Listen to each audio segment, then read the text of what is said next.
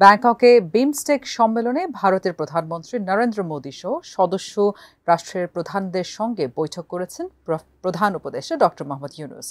বৈঠকে নরেন্দ্র মোদীর কাছে ক্ষমতাচ্যুত শেখ হাসিনার প্রত্যর্পণ, সীমান্ত হত্যা বন্ধ ও তিস্তার পানির ন্যায্য হিস্যা চেয়েছেন বাংলাদেশ, যে কূটনীতিতে বাংলাদেশের শক্তিশালী অবস্থান তুলে ধরেছে।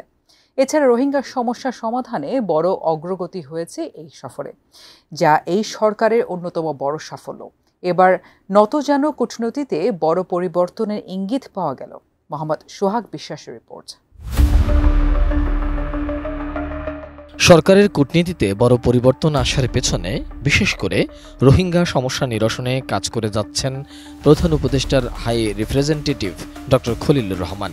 জাতিসংঘে কাজ করা এই কূটনৈতিক বাংলাদেশের কূটনীতিতে যে পরিবর্তন এনেছেন তা জানা গেছে প্রধান উপদেষ্টার প্রেস সচিব শফিকুল আলমের দেয়া দীর্ঘ এক ফেসবুক পোস্টে, যেখানে বাংলাদেশের শক্ত কূটনীতি ও ডক্টর খলিলুর রহমানের প্রশংসা করেছেন তিনি।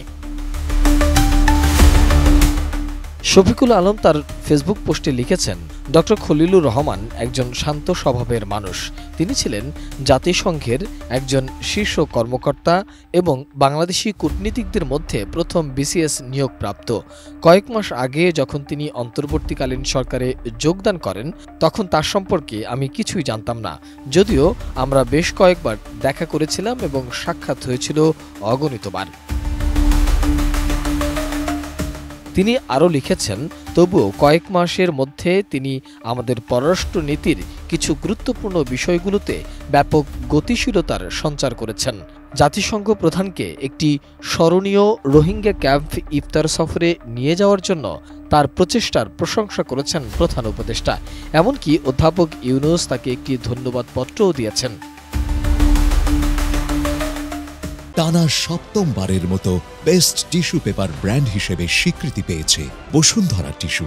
চীন ও ব্যাংকক সফরের স্মৃতি টেনে শফিকুল আলম লিখেছেন, চীন এবং ব্যাংকক ট্যুরে আমি তার সঙ্গে ঘনিষ্ঠভাবে কাজ করেছি, যা খুব আকর্ষণীয় অভিজ্ঞতা ছিল। যা কিছু অভিজ্ঞতা কেবল অন্তর্বর্তীকালীন সরকারের মেয়াদের পরই লেখা সম্ভব।